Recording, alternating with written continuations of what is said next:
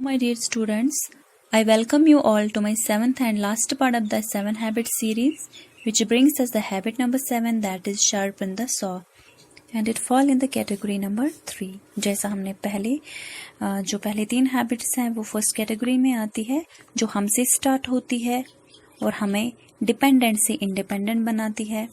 Next 3 habits, that is habit number 4, 5 and 6, हमें develop करती है team work, collaboration, communication skills, unity and cooperation, और हमें independent से इंटरडिपेंडेंट बनाती है. And now the last one is sharpen the saw. ये बाकी सारे हैबिट्स को एम्बडी करती है, रिप्रेजेंट करती है और हमारी कंटिन्यूअस ग्रोथ एंड डेवलपमेंट पे फोकस करती है. तो हैबिट नंबर 7 को अपनी लाइफ में अप्लाई करने से पहले हमें इसको समझना है. Habit number 7, that is sharpen the saw, means to renew, to refresh, to repair, to restore or to make strong your potential on 4 levels. तो 4 तरीकों से हमें खुद को strong बनाना है. Because it is said that take care of your greatest asset, that is yourself. दुनिया में हम जो भी goals सेट करते हैं, उनको अचीव करने के लिए मेहनत करते हैं, ये सब हम किस लिए करते हैं? अपने लिए.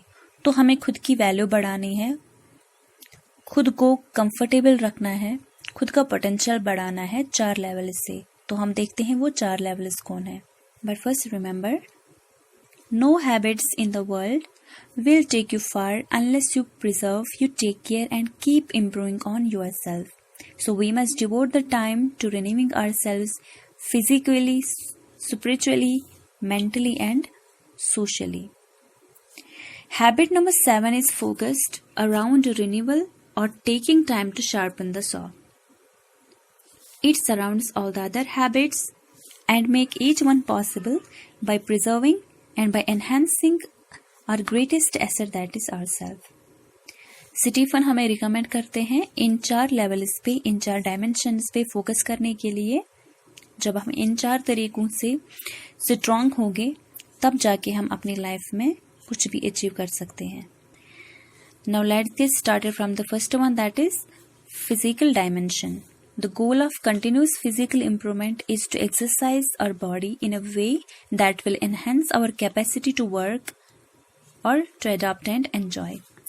तो फिजिकली फिट रहने के लिए हमें कौन सी चीज़ों का ख्याल रखना है? ईट well, that is balanced diet हमें चाहिए, हमें सफिशिएंट रेस्ट चाहिए, हमें काम भी करना है लेकिन उसके साथ साथ हमें रिलैक्स भी होना है, हमें रेस्ट भी करना है, एक्सरसाइज करनी है अपनी बॉडी की फ्लेक्सिबिलिटी, एंड्योरेंस और स्ट्रेंथ बढ़ाने के लिए.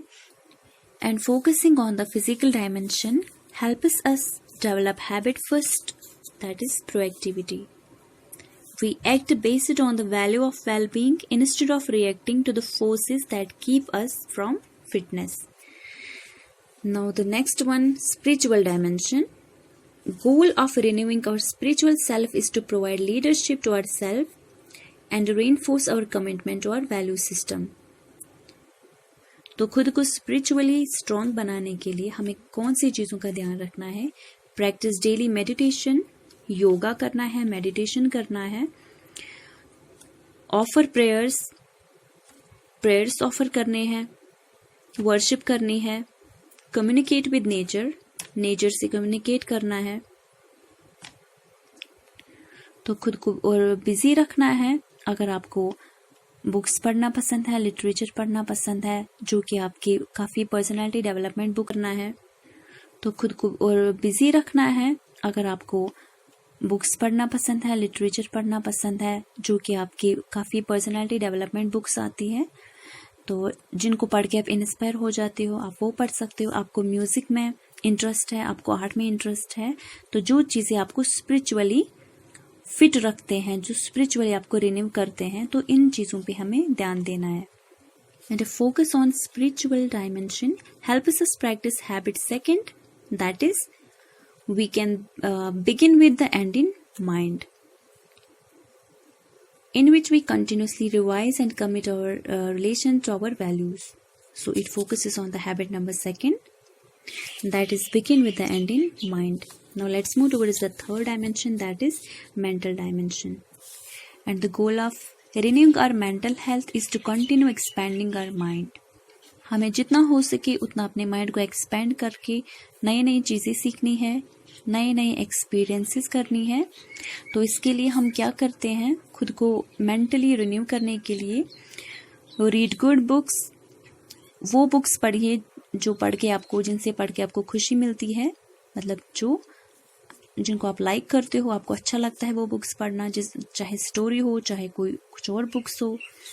Keep a journal of your thoughts, experiences and insights.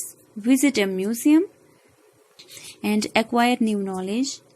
उन जगहों पे जाके आप एक्सप्लोर करिए जहाँ आप मेंटली फ्री फील करोगे और जहाँ आपको खुशी होगी नई नई चीज़ें सीखने के लिए, जिनसे आपको नई चीज़ें सीखने से ओब्वियसली हेल्प भी मिलती है और खुशी भी होती है और एक सेल्फ कॉन्फिडेंस भी आ जाता है। And focusing on our mental dimension helps us practice habit thought, that is first things first, and by managing ourselves effectively to maximize the use of our time and resources. That is habit number 3, first things first. Last one is social or emotional dimension, and the goal of renewing ourselves socially or emotionally is to develop meaningful relationships. और खुद को हम socially और emotionally कैसे renew करें, हमें क्या करना है, हेल्प अदर्स, दूसरे लोगों की आपस में एक दूसरे की हेल्प करो। मेक न्यू फ्रेंड्स यानी इंट्रोवर्ट आप जितना बनोगे उतना आप कॉम्पिटिशन्स में पीछे रहोगे। जितना आप एक्सट्रोवर्ट और एम्बिवर्ट बनो, जितने आप फ्रेंड्स बनाओगे, चाहे आप बिजनेस में हो, चाहे आप पढ़ाई में हो, उनसे आपको नए नए थॉट्स मिलते रहेंगे, हेल्प मिलती रहेगी। ज्वाइन स्पोर्ट्स टीम का मतलब, अगर आप कोई स्पोर्ट्स टीम ज्वाइन करते हो, उससे आप में एक तो फिजिकली आप फिट रहते हो, हेल्दी रहते हो, and second is leadership qualities आप में आती है, टीम वर्क क्वालिटीज आप में आ जाती है।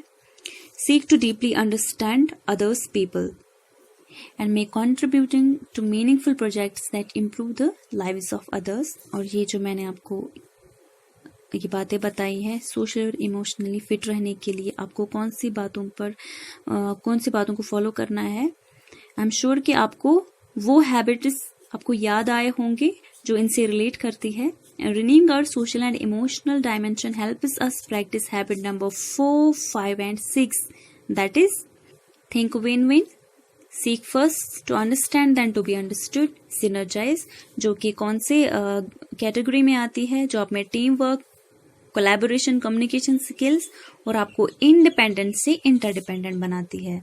और हैबिट 4, 5 and 6 को आप प्रैक्टिस करके you can recognize that win-win solutions to exist, seeking to understand others and finding mutually beneficial third alternatives through synergy.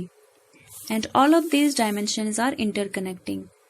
If we feel good physically, we have mental clarity and better control of our emotions. If our social life is good, we will have more motivation and energy to take care of ourselves physically. And because these human domains are interconnected, it allows us to synergize them, which will enable us to do more in less time. And now that we have completed this learning experience, you should be able to identify where change begins, identify the stages habits move through, and recite and explain the 7 habits of highly effective people.